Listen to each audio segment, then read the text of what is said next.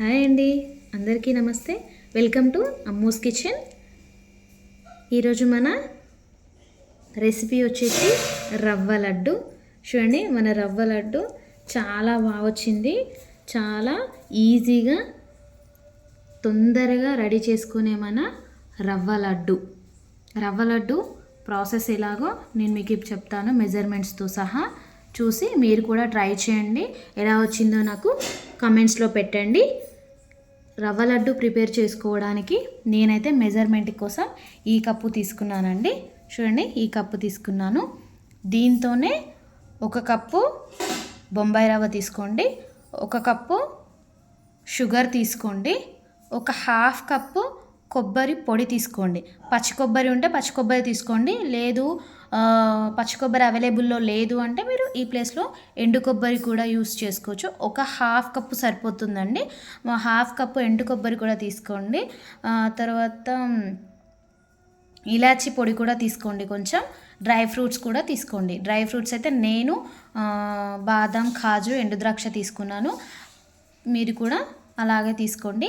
మన నెయ్యిలో వేయించుకొని పెట్టుకోండి.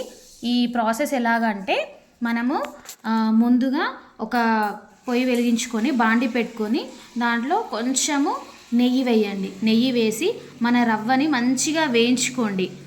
మన బొంబాయి రవ్వ ఉంటుంది కదా, బొంబాయి రవ్వని మంచిగా వేయించుకోండి. గోల్డెన్ బ్రౌన్ రావాలండి. గోల్డెన్ బ్రౌన్ వస్తేనే మన రవ్వ లడ్డు అనేది టేస్ట్ ఉంటుంది, లేకపోతే పచ్చివాసన వస్తుంది. లడ్డు కూడా గట్టిగా ఉంటుంది.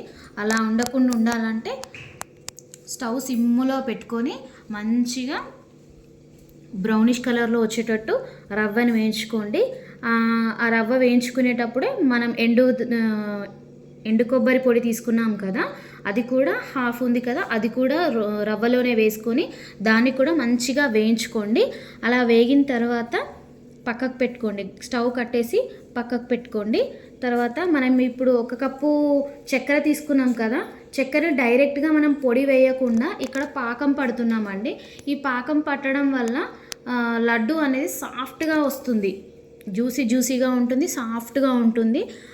మనం అలా కొబ్బరి పొడిలో మనం ఈ రవ్వ కొబ్బరి మిశ్రమంలో మనం చక్కెర పొడి పట్టి వేస్తే ఏంటంటే గట్టిగా వచ్చే ఛాన్స్ ఉంటుంది. సో అందుకని అలా గట్టిగా ఉండకుండా జ్యూసీలాగా రావాలంటే మనం చక్కెర పాకం పట్టుకుంటే జ్యూసీగా వస్తుంది. మనం ఈ చక్కెర పాకం ఎలా పట్టుకోవాలి అంటే, 1 కప్పు బొంబాయి రవ్వకి మనం 1 కప్పు షుగర్ తీసుకున్నాం కదా, ఒక గంజు పెట్టుకొని ఆ గంజులో మనం షుగర్ తీసుకున్నాం కదా 1 కప్పు, అది అందులో వేసుకొని చక్కెర మునిగాని కొంచెం వాటర్ అందులో వేసేసి పాకంని తీగపాకం వచ్చేంత వరకు వేడి చేయాలి. ఆ తీగపాకం రాగానే అందులో ఇలాచీ పొడి కూడా వేసుకోవాలి. ఇలాచీ పొడి వేసుకొని అది మంచిగా తీగపాకం వచ్చిన తర్వాత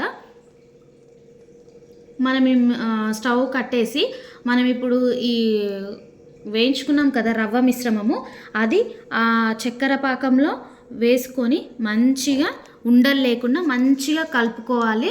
దీంట్లో మీరు పచ్చిపాలు కూడా వేసుకోవచ్చు. పచ్చిపాలు వేసుకుంటే కూడా మంచి టేస్ట్ ఉంటుంది.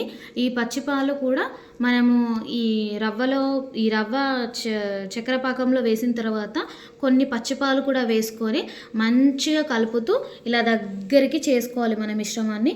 అప్పుడు మనం మళ్ళీ స్టవ్ ఆన్ చేసుకొని ఈ మన చక్కెర రవ్వ ఈ మిశ్రమంని పొయ్యి మీద పెట్టుకొని మంచిగా దగ్గరికి వచ్చేలాగా వేడి చేసుకోవాలి.